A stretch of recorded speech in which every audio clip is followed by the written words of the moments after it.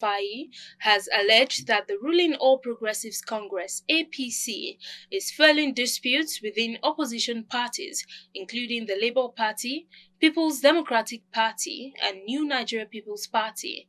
This move comes after El-Rufai's defection from the APC to the Social Democratic Party, as he seeks to build a stronger opposition front against the APC ahead of the 2027 elections. The crisis that 1990 is facing in the Labour Party is contrived and funded by the government of the day. Everyone knows it. Jumping from one court to another is all designed to distract the party leadership from focusing on their core functions. The same thing is happening in the PDP.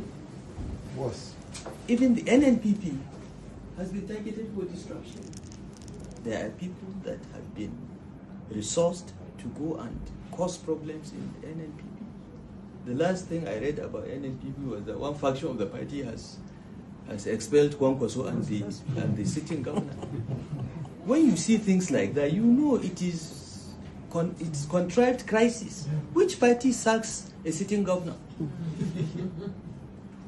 The only governor they have. And the only governor they have.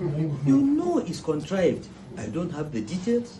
I cannot mention names because I don't have. El-Rufai's defection to the SDP is seen as a strategic move as he seeks to build a stronger opposition front against the APC. In his statement, El-Rufai expressed his desire to make Nigeria flourish as a beacon of pride for Africans and the black race. With his eyes firmly fixed on 2027, El-Rufai is already rallying support, calling on like-minded individuals to join him in the SDP. The contributions of Malam Nasir Ahmed El-Rufai to the Nigerian political space is certainly not one to be overlooked. The man, El-Rufai, has no doubt distinguished himself through excellence in public service. Clevius Florence Joshua tells us more. Born on February 16, 1960, in Daudawa, Zaria, Kaduna State, El-Rufai's journey to become one of Nigeria's most distinguished public servants is a testament to his hard work, intellect, and commitment to the public good. His academic prowess was evident from an early age. El-Rufai had his primary education in Kaduna before proceeding to Famous Berewa College, and thereafter went on to study at the prestigious Ahmadu Bello University, Zaria, where he graduated with first-class honors in quantity surveying. Upon completion of his mandatory one-year National Youth Service Corps in Abeokuta, El-Rufai founded El-Rufai and Partners, a leading quantity surveying consultancy firm. He later acquired an MBA and training in computer science, becoming one of Nigeria's first internet service providers investors. El-Rufai's entry into public service began in 1998 when he was appointed to the Policy Implementation and Monitoring Committee. He later serves as Director General of the Bureau of Public Enterprise (BPE) and Minister of the Federal Capital Territory under the Obasanjo administration. As FCT Minister, El-Rufai restored Abuja to its original master plan, established Nigeria's first computerized land registry, which enabled 27,000 Nigerians to own lands in Abuja. He also initiated pension reforms, led the planning team for a new national identity mechanism, and coordinated the Bureau of Public Service reforms. In 2015, El-Rufai was elected governor of Kaduna State, a position he held until 2023. During his tenure, El-Rufai implemented various reforms which attracted over $500 million in new investments to Kaduna State, improving its World Bank Doing Business report ranking to #1 among Nigerian states.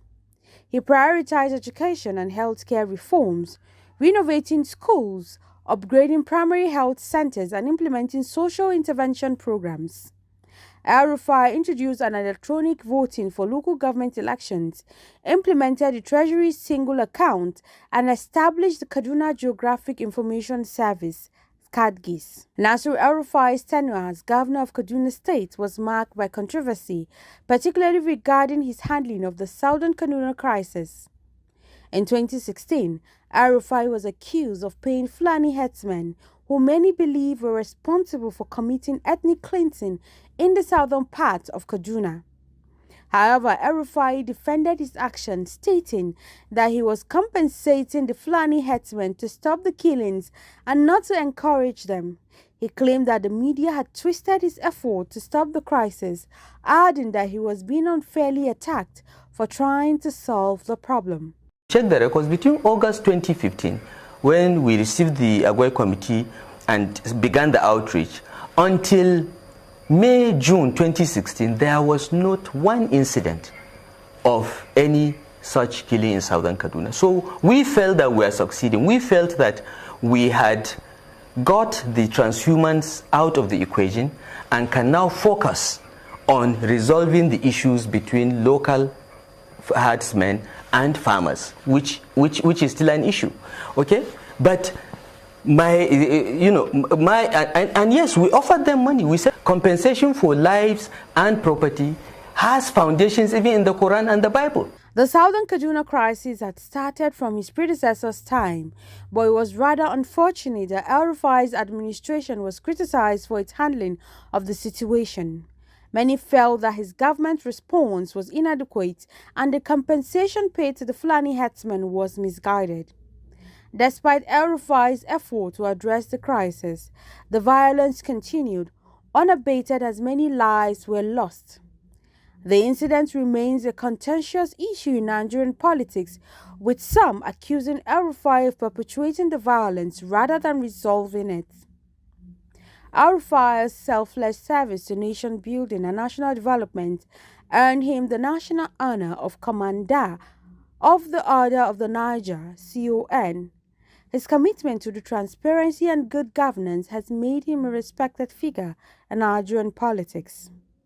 As Nigeria looks to the future, El-Rufai's legacy serves as a reminder of the importance of integrity, resilience, and a commitment to public good. His commitment to transparency and good governance has made him a respected figure in Nigerian politics. Florence Joshua reporting for Clearview News Desk. Meanwhile, residents of several communities in Ondo, Benue, Nasarawa, and Edo states are fleeing from deadly attacks by suspected armed herders, sparking widespread outrage and protests. A total of 30 people have been reportedly killed in a series of attacks across the three states, with communities calling for urgent government intervention. Meanwhile, 9 surveyors have reportedly been kidnapped in Ondo, while 2 residents were abducted and 4 others suffered gun and machete wounds in Edo State.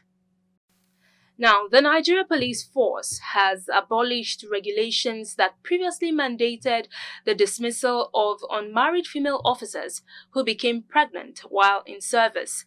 The Assistant Inspector General of Police, Aishatu Baju, who is the most senior female officer in the force, confirmed this development this Wednesday during an interview on a sister station's television program.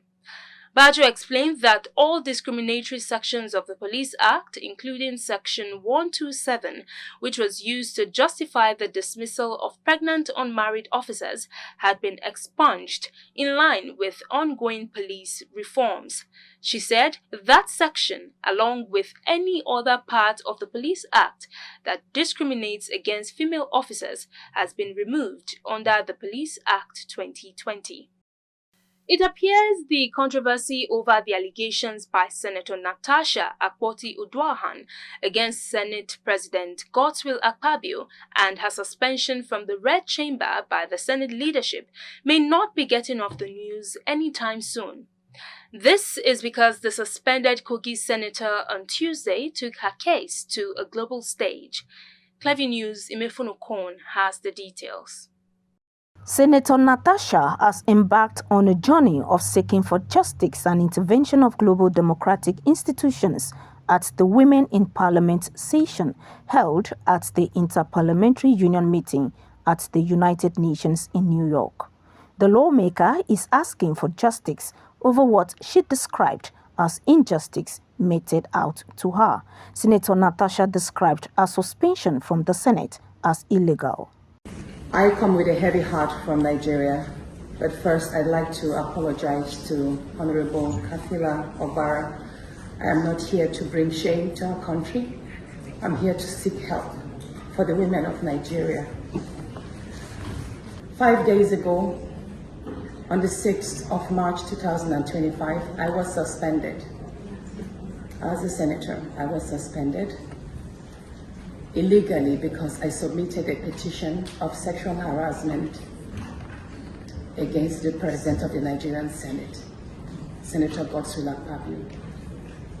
I thought that by submitting the petition, he would recuse himself, and both of us will submit ourselves to the Committee on Ethics, Privileges and Public Petition for a fair and transparent investigation. But unfortunately, I was silenced and I was suspended. I was suspended for 6 months, amongst many other stringent conditions, such as taking away my security, taking away all the officials, vehicles, and other items that were handed over to me as a senator. My salaries will be cut off. I must not appear anywhere near the National Assembly. And for 6 months, I'm not to introduce myself or present myself as a senator locally in Nigeria or internationally. That means I'm here illegally, but I have no other place to go but to come here and speak to you women, because this is a bigger picture. This is a bigger picture. It depicts the crisis of women political representation. My suspension is not just about me. It's about the systemic exclusion of women from political leadership in Nigeria. Women make up 3.6% of political offices, and in the Senate, it's just 2.8. We have 109 men, and only 4 of us are women. So right now, it's 108 with only 3 women. This is a clear case of political victimization, punishment for speaking out against impunity, corruption, and gender-based violence. The IPU is a body that facilitates parliamentary diplomacy and empowers parliaments and parliamentarians to promote peace, democracy, and sustainable development around the world. All of us heard what she said, and it only serves us better if I put a word in what she has said.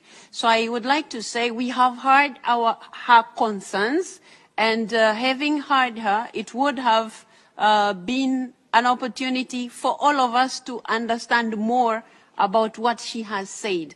But because we listened only on her side, as an institution, as IPU, we will be taking the concerns that have been raised, not only taking her side, but also giving a chance to listen to the other side, as it is a custom for IPU. And after having listened to the other side, we will take steps as necessary. So I thought it was necessary for us to say a word about it and then be able to take it further. The IPU strategic objectives aim to make Parliament more effective, innovative, and the promotion of quality representation so parliamentarians can take action to improve the lives of their constituents in policies areas such as democracy, human rights, gender equality, youth participation, peace, security, and sustainable development for all. Nigeria is a member of the body. And now to sports. Former Super Eagles head coach Augustine Eguavon has denied the allegation of imposing players on Super Eagles coach Eric Chell in the final 23-man squad selection ahead of crucial fixtures against Rwanda and Zimbabwe. This follows speculations by fans and the media about interference from higher football authorities after players like Kelechi Iheanacho were included in the provisional 39-man squad. The allegations surfaced after Eric Chell's final 23-man squad for the 2026 World Cup qualifiers against Rwanda and Zimbabwe surfaced. Meanwhile, former Super Eagles coach Augustin Eguavon dismissed claims that he influenced the selection of players for the Super Eagles' upcoming 2026 World Cup qualifiers, as earlier speculated by fans. Eguavon, who previously managed the Super Eagles in an interim capacity before Chelsea's appointment, emphasized that the head coach has full control over the team selection. According to reports, the Nigeria Football Federation technical director clarified that his role as technical director does not grant him authority to impose players on the squad. And that's the news. You can follow up on latest events and happenings around you via our social media platforms on Facebook, Instagram, and YouTube at Clearview News Desk, or via our handle on X, formerly known as Twitter, at Clearview Online. Many thanks for joining us. I am Gloria Atta. Bye for now.